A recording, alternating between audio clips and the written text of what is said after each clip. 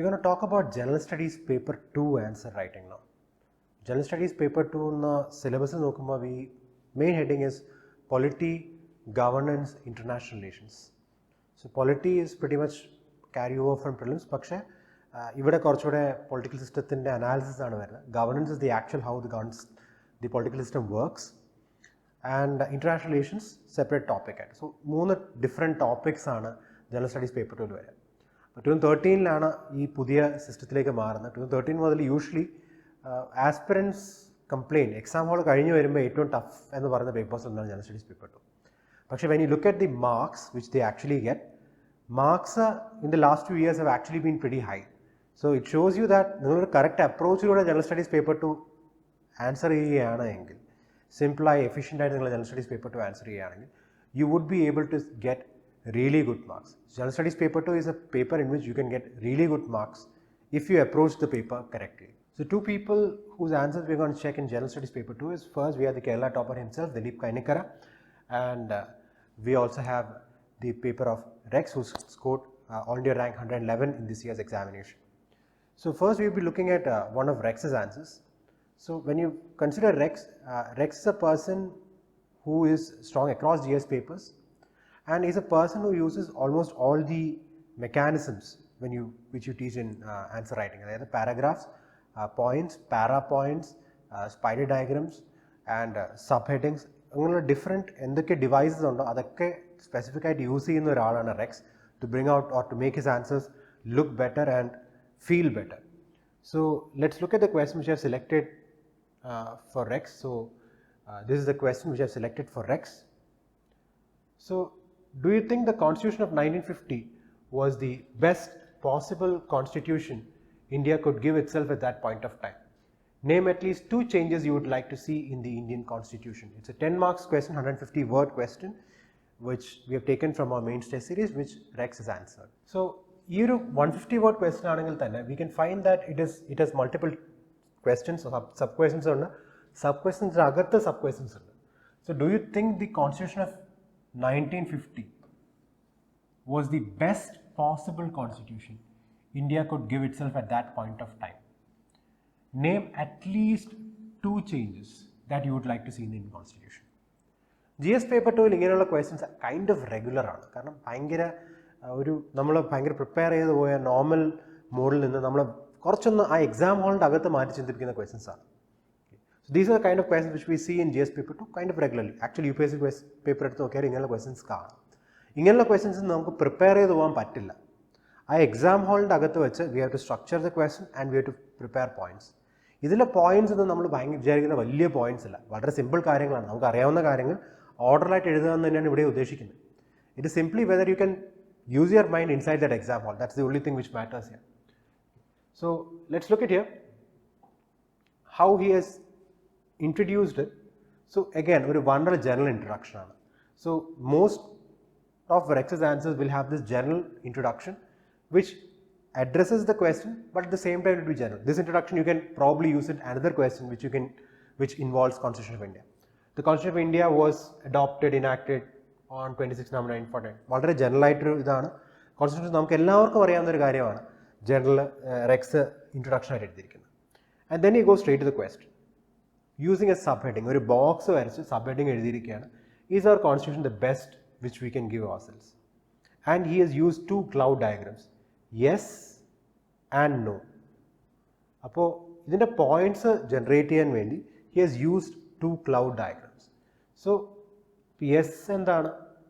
It provided for a complete structure of government.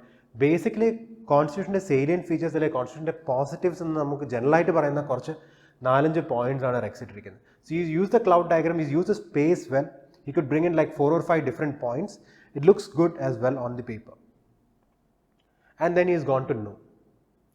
അപ്പോൾ no എന്ന് പറയുന്നത് നമ്മൾ ജനറലായിട്ട് കോൺസ്റ്റിറ്റ്യൂഷൻ നമ്മൾ ഒരു ലക്ഷ്മികാന്ത് വായിച്ചാലും അല്ലെങ്കിൽ basic D D Bose basic text വായിച്ചാൽ തന്നെ വരുന്ന നെഗറ്റീവ്സ് തന്നെയാണുള്ളത്. Constitution makes administration very rigid. അതായത് things which would have been brought to a normal law is അഡ്മിനിസ്ട്രേഷനൊക്കെ നോർമൽ ലോയിൽ വരുന്ന കാര്യങ്ങൾ അത് നമ്മൾ കോൺസ്റ്റിറ്റ്യൂഷനിലേക്ക് എടുത്തിട്ടിരിക്കുന്നു. അത് കോൺസ്റ്റിറ്റ്യൂഷനെ കുറിച്ചുള്ള ക്രിറ്റിസിസമാണ്. ആ ക്രിറ്റിസിസം നോർമൽ ക്രിറ്റിസിസം തന്നെ എടുത്തിരിക്കുന്നു. നോ യെസ് നോ ഇട്ടിട്ടുണ്ട്. Okay, so he has address both part. Is it the best part? Yes. എന്തൊക്കെയാണ് എൻ്റെ കൗണ്ടർ വ്യൂ? അതും എഴുതിയിട്ടുണ്ട്. Then the changes we would like to see, okay, we've written some general changes like uniform civil code, basic structure doctrine, include the basic structure doctrine എന്നുള്ള കാര്യങ്ങൾ. So ഒന്ന് ഹൈൻസൈറ്റിൽ പറയാവുന്നൊരു കാര്യം basic structure എന്നൊരു കാര്യം കോൺസ്റ്റിറ്റ്യൂഷനിൽ തന്നെ ഉണ്ടായിരുന്നെങ്കിൽ നന്നാവും എന്നുള്ളൊരു കാര്യം. And bring about uniform civil code. These are normal things which any aspirant might write. Okay. This is the requirement for UPSC as well. നമ്മൾ വളരെ എക്സ്ട്രോർഡിനറി ആയിട്ടൊരു ആൻസർ എഴുതുന്നതല്ല, വളരെ സിമ്പിളായിട്ട് നമുക്കറിയാവുന്ന പോയിന്റ്സ് വെച്ച് വളരെ സിമ്പിളായി ഓർഡേഡ് ആയിട്ടൊരു ആൻസർ എഴുതുന്നതാണ് UPSC നോക്കുന്നത്. That's what makes this answer stand out. This answer stands out in its simplicity and its order and how he has brought the whole thing together and structured it. So next question is answered by the Kerala topper this year, Dilip K himself. So our question and how Dilip has approached that question are the explain cheyan vendi. I am going to call Dilip's mentor Nitin Menon onto stage so that he can explain to you how Dilip has taken up that question. So Nitin, the stage is all yours. Thank you Muni for your insights into Rex's answer. Moving on, നമുക്കിനി GS student ഒരു വളരെ important ആയ area international relations. It carries 50 marks out of 250 marks. ആ ഒരു question എങ്ങനെയാണ് Dileep address ചെയ്തേക്കണേ? Let's look into that. So here what I have done is I have selected one specific question and for a reason. ഇവിടെ question ഒന്ന് വായിച്ചോളൂ. The international labour organisation is one of the few international organisations which can claim success over A long period examine. 15 മാർക്കിൻ്റെ question ആണ്, 250 words. Now there is a specific reason why I have selected this question and this answer of Dilip, because our comprehensive വേറെ questions ഉണ്ടായിരുന്നു, അതിനേക്കാൾ മുമ്പ് ദിലീപ് വേറെ IR answers എഴുതിയിട്ടുണ്ടായിരുന്നു. പക്ഷേ majority of the topics that we covered were mainstream topics.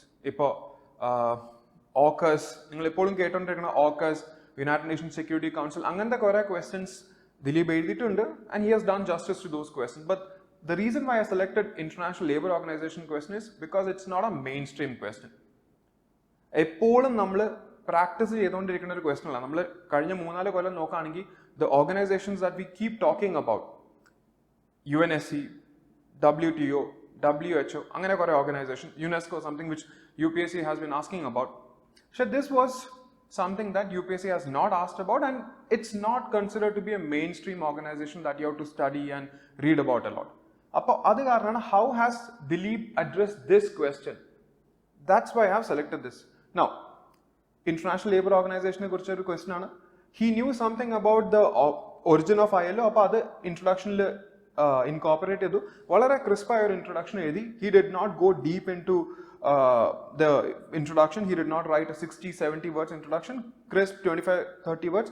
Then what he does very special in many of his answers is there will be subheadings. Yes, നമ്മൾ ക്വസ്റ്റ്യനിൽ തന്നെ എങ്ങനെയാണ് ILO ഒരു successful organisation ആണെന്നാണ് നമ്മൾ എഴുതേണ്ടത്. So he has spoken about the significance. A thing that he does is that ഒരു സബ്ഹെഡിങ് കഴിഞ്ഞിട്ട് വീണ്ടും ഒരു സബ്ഹെഡിങ്, ഒരു അല്ലെങ്കിൽ ഒരു signpost, you can say he's basically directing the examiner towards, ഓ ഞാൻ ഇതിനെക്കുറിച്ചാണ് പറയാൻ പോണേ. സബ്ഹെഡിങ്ങിന്റെ താഴെ തന്നെ he also writes something which he underlines and he's sort of giving us a direction. ഇതിനെക്കുറിച്ചാണ് ഞാൻ സംസാരിക്കാൻ പോണേ. So here, near universal membership, he speaks about it. പിന്നെ achievement in labor rights domain, so he speaks about child labor, wages, minimum wages, അങ്ങനത്തെ ചില labor right conventionsനെ കുറിച്ച് Dilip mentions it. And then he speaks about other things, for example advocacy on closing the gender wage gap. Now one very unique thing that he has done, and I'm sure many other aspirants also would have done in their answers, is that they try to incorporate what you learn during prelims. ഇപ്പോൾ ഇവിടെ ഒരു future of work report എന്തായാലും prelims പ്രിപ്പറേഷൻ്റെ സമയത്ത് നമ്മൾ ഏത് organisation എന്ത് റിപ്പോർട്ടാണ് കൊണ്ടുവരുന്നത്, ഏത് ഇൻഡെക്സ് ആരാണ് കൊണ്ടുവരുന്നത്, അങ്ങനത്തെ കുറേ കാര്യങ്ങൾ നമ്മൾ പഠിക്കും. So what he has done is he remembered that ILO has brought out this report. So he mentions that under a subheading research and guidance. So be mindful during the exam. Be mindful when you write the answer. Something which you might not have read as a part of your mains preparation can be used from prelims and written the answer as additional point. Okay. Now, as you know, നമ്മളിപ്പോൾ ഒരു policy, ഒരു ഓർഗനൈസേഷനെ കുറിച്ച് പറയുമ്പോൾ we have to talk about both pros and cons. അതാണ് ഇവിടെ ദിലീപ് ചെയ്തിട്ടുണ്ട്. After significance, he speaks about limitations, inadequate enforcement. ഇവിടെ വേറെ കാര്യം ചെയ്തേക്കുന്നത്, so that analytical perspective is brought about. He has tried to compare ILO and ILO's powers to Security Council. Security Councilന് വേണമെങ്കിൽ security കൗൺസിലിന്റെ resolution enforce ചെയ്യാൻ പറ്റും. ILO cannot do that. ILO cannot punish a country if that country violates a convention that they have signed. Paksha Security Council another pattum, and he has sort of compared it to show us the weakness of ILO. Where the chumma ILO cannot do this, cannot do that, is not binding nalla, or comparison gudi konunundu. Now, he has spoken about protectionism, deglobalization, and how this is affecting labor rights. Our points and finally, instead of writing it in a points format, what should the ILO do? What is ILO's significance in today's world, in 21st century, and what ILO should be doing in future? That's a paragraph. Dilip concluded.